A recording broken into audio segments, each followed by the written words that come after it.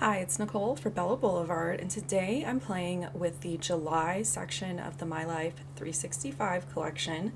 This is Bella Blvd's kind of monthly, seasonal type collection. There's a ton of really good basics, tons of really good everyday type icons, as well as those like traditional holidays and seasons that you kind of see month to month. So here are the two papers, both sides you can see. So technically I've got 3 patterns and a sheet of cut aparts that I'm working with. I am going to go ahead and pull in some Bella Besties. You guys should know by now, they are my favorite. Anytime I can pull them in, I will.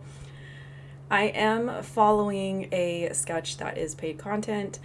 To me, sketches are just one of those tools that I personally love and invest in no matter who designs them. I love classes that are based off sketches as well.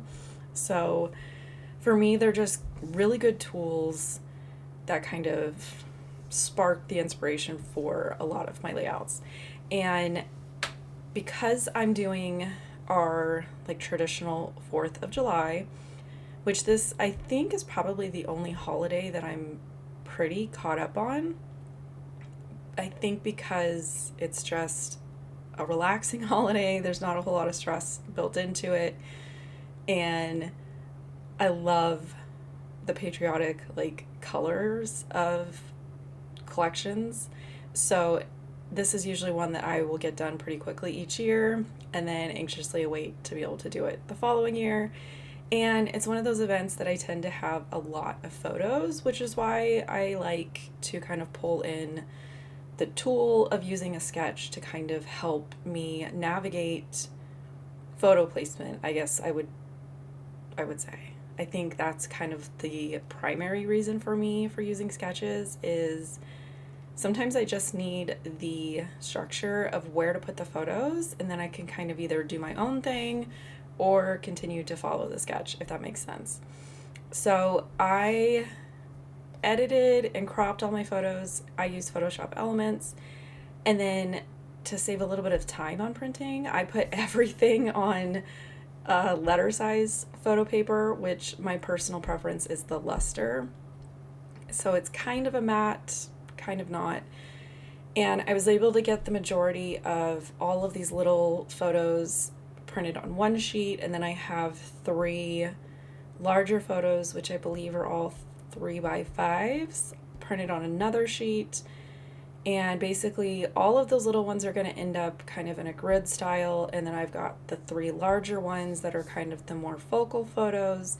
They're going to go on the left page, where I'm going to have more like basically a little bit more fun happening on the left. The right is like where the structure, the journaling and stuff like that's gonna go, if that kind of makes sense.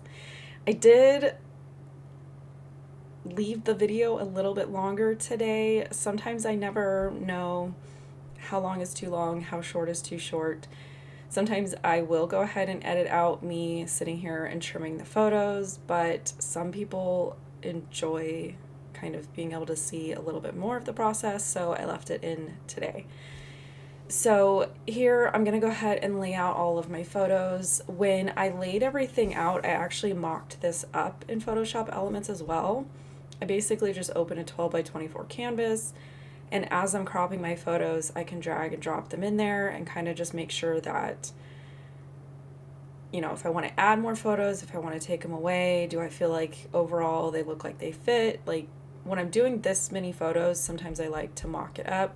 So I had it over to the side that I could kind of look at and figure out where did these photos belong after I had cut them out. And these are a mix of 3x3s, 2.5x2.5, and 2x2. So some of them are going to have where the photo mat is a little bit larger. So here is my stack of Bella Besties that I was pulling out with the scraps too. And basically I just pulled like the teal color, the navy color, red, and then the white slash kind of gray color. I just pulled out anything in those colors and put the rest back. Now I'm going to start kind of cutting some bits and pieces off of the cut apart sheet. This 3x4 card was a really good option to cut down to 3x3 to fill in one of these squares. I loved the phrase and the little patriotic popsicles. I think that's one of like my favorite squares. And then I'm gonna take this red from the Bella Blvds and cut some squares out of this as well. This is basically just kind of give me like a solid color matte for some of those smaller photos, but still have a little bit of interest with the pattern. And then I'm going to go ahead and cut apart these tags. At first I thought I was just gonna use the one that didn't have any phrases or icons on it. I did end up using all 4 of them, and I'll show that much later in the video. And then this was that little 4x4 cut apart that had the barbecue scene on the back. I decided I wasn't going to use that, so I went ahead and just used the, I don't know what pattern this is. Like, it's not a firework. What are these called? And is it a pendant? A banner? I don't know. They're super cute. They show up in patriotic lines all the time, and I never know what they're called. I'm going to grab the star pattern paper, which is also from the My Life 365, and cut that into a 3-inch wide strip as well. This light blue, I went ahead and cut a 3-inch strip with that. Basically, I know all of those openings that I need to fill in with pattern paper are 3x3s, so just kind of trimming down all of my paper at the same time here. And then I'm also going to do 3-inch wide strips over here on the left hand side, just kind of trying to figure out an order that I want to put them in. Usually I will just go with what order looks good, fits my mood kind of a thing. But if I'm planning on having a certain section, or say a certain couple rows of pattern paper be the area that my title is going to land on, especially if I'm using like a pre-made title piece and not like die cutting letters or something like that, that's about the only time that I kind of pay attention to the colors. So I pulled out my die cuts, did a quick look to kind of see what color the phrases were before I settled on, you know, what color I felt like would look good down here on the bottom. Basically, so they're not competing with the pattern paper that I'm going to end up putting them on top of. So I'm going to go ahead and attach everything over here on the left, leaving a little bit of a margin. So I need to go ahead and trim off the overhang for all of these. And this is basically going to be the base for those 3 larger photos that I had showed at the beginning. And then I'm going to set this aside and go ahead and start basically attaching all of the pattern papers and photos over here on the left side. And I typically just try to start in one corner and kind of work my way either across a row or down a column. This is one of those things where I feel like with the best intentions, with the most attention paid to print to cutting, there's still never going to be a perfect alignment, so I just do my best. Here you can see that photo is sticking out a little bit further. I will just cover that edge up with pattern paper and just try my best to have, you know, as even seams as I possibly can. And then the magic of editing has come in, and I've got this right hand side pretty much done with the papers and everything. I did mat the 2x2s and the 2.5 by 2.5 inch size photos on some white scrap cardstock, and the smaller ones, which are the 2x2s, I'm going to go ahead and draw some stitching lines around those and do some hand stitching to kind of frame those photos up. So here you can see I hand stitched around 3 of those 2x2 photos, and I did kind of do a quick little sort of the die cuts. I have typed up my journaling, cut that out, put foam adhesive on the back of it, and that is going to go down here on this gray and white plaid. and I just kind of try my best to center it. It's not super centered, it's fine. It was a very chaotic event, kind of a chaotic, fun style layout, so not super concerned about the typography, being super centered. So I'm gonna basically shift over to the left page for a while. I'm gonna pull out a couple die cut pieces here that I think I will come back and put on this right hand page. Basically, I'm just kind of almost holding its place in a sense. The challenge for this week has been an emphasis on doing something kind of fun with embellishments.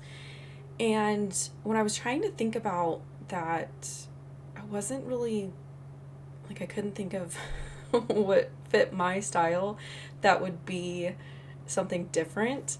But I decided that I would go ahead and stitch on some of the embellishments. This is something that I don't do very often. I think mostly I just don't take the time to do it. So these little like florals, I'm not really sure what these are called. They're so cute. They show up in the strips on the pattern paper and a bunch of different areas in the collection. So I just poked holes around the edges, and I'm gonna stitch tone on tone and just do a back stitch for these. And I did the 3 florals, the red stripes on the American flag, and then the 2 blue, like hand-drawn, sketchy style stars. And then here you can see I've kind of mapped out and started building this like vertical border. The sketch, I believe, depicted like a row of stars going up. And I had recently done a layout where I used the Fireworks and Freedom with the Bella Blvd papers and did another patriotic themed layout. And I had die cut a bunch of stars for that. So with this, I just wanted to do something a little bit different. So I swapped out the stars to just kind of have this fun, like, border style embellishment scene with some of those embellishments having hand stitching on them. And then my title, you guys, I cut out so much of me just staring at stuff, trying to figure out placement for the photos. At this stage, you can see I figured out placement for the photos. I tucked all 4 of the tags around them. And then as far as my title, it doesn't read cohesively with correct grammar. Basically, the phrases and the words are kind of part of this big dynamic scene. For me, the title doesn't always need to read super clear, if that makes sense. Like, you would never say Happy 4th, Freedom, Red, White, and Boom, America, Stars and Stripes. Like, that makes no sense. But I'm using it in, like, just a fun kind of visual element, then it's saying what it needs to say. Like, when I open my album, I know that this is our yearly 4th of July kind of driveway party, and I don't necessarily need to say that in the title. I felt like this was more of just a fun way to use those die cuts and have them kind of be part of this fun scene. I did pull out the coordinating puffy stickers, and I used a bunch of these little circle pieces as well as some of the puffy stars.